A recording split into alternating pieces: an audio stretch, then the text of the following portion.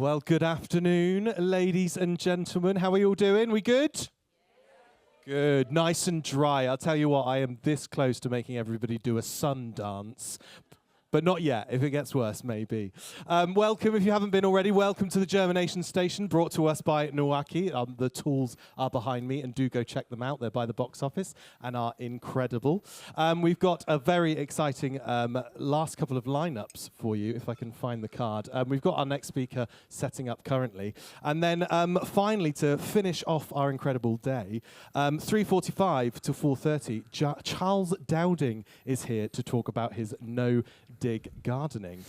So do check us out there. But our speaker right now is known for growing everything from Szechuan peppers to pecans to Asian pears. His refreshing approach to growing and eating has done much to inspire a new generation to grow some of what they eat. He was involved with River Cottage, appearing in the TV series, running courses and events at River Cottage HQ, and he has written 4 River Cottage books, as well as a number of award-winning books. I know. Sound quite good. I know. Do check them out at our bookshop later on. He is also a columnist for the Sunday Times, Delicious, and Country Life, and his features have appeared in The Observer, Guardian, National Geographic, and others. So, to tell us all about transforming our herbs and spices, please give a Yo Valley warm welcome to Mark Diacono. Hurrah.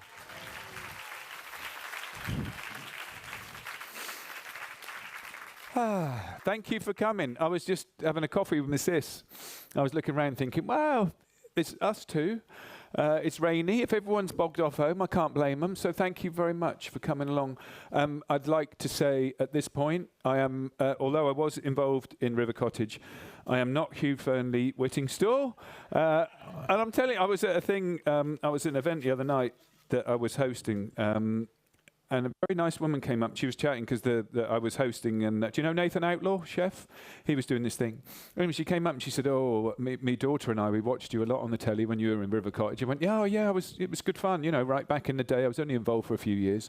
She went, "Yeah, really brilliant you are on telly." I was thinking, well, I only did 2 episodes, not that much. She said, "Can you just write in me book?" I went, yeah. Because my daughter, she thinks you're the best. You know, it's really brilliant. I'm thinking, well, it's quite enthusiastic. You know, anyway, I filled it out. She went, "It says Mark." I'm like, "Yeah." She went, "You're Hugh." And I'm like, "No, I'm not Hugh." But that went on for about 5 minutes of me then trying to explain that I actually wasn't Hugh. So no, I'm not Hugh. I went to the roughest comp in Western Europe, and he certainly didn't. That is the truth. Anyway, thank you for coming along. It's very nice of you. I'm just pulling apart various things I brought with me. I'm asked to design a lot of edible gardens these days, and if I'm teaching anyone or whatever, I always say, like, you know, let's not pretend if we're growing food that we're back in the kind of day of trying to be self-sufficient, because it's very hard to be, you know, unless you're either very rich or very poor. It's very difficult to be self-sufficient, to actually spend all that time growing all the food. So I reckon you got a choice most of the time. It's, are you going to grow volume or flavour? And to my mind, you know, not that many of you look about 15, so you've had interesting lives so far. And if your answer to the question, what am I going to dedicate my edible space to? If your answer to that is, oh, do you know what? I think I'll grow the most widely available, cheapest, most disease-prone food I can think of.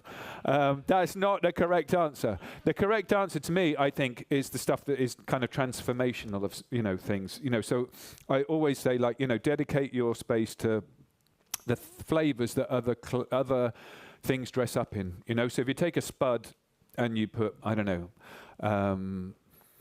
coriander with it, completely different than if you put rosemary with it. Same spud. Spud cheap, take a long time in the ground, you know, lots of watering, all of that stuff. I'm not saying don't grow spuds, by the way. When I ran a course back in the day at River Cottage, I got an email from a woman saying, "I did what you said, I've dug it all up, I've thrown it away." I'm like, I didn't say that.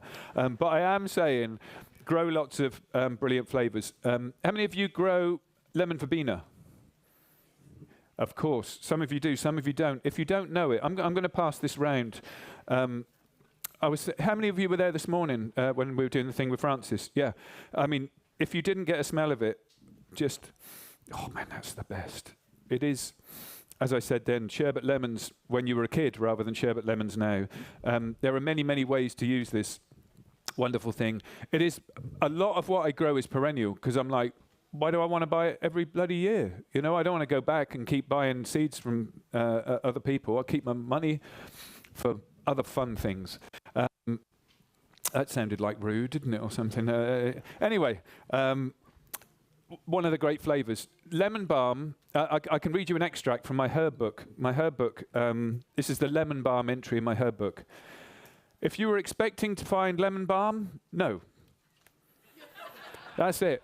It's lemon for people who don't like themselves, whereas lemon verbena is one of the great joys of the world. I mean, is that not just incredible? That's it. Honestly, for the next half an hour, you're going to be doing this. God, bloody hell. That's magic. And it is very easy to grow, you know, brown side down, green side up. And every time you walk past it, rub it on your hands, and it's just the most phenomenal thing.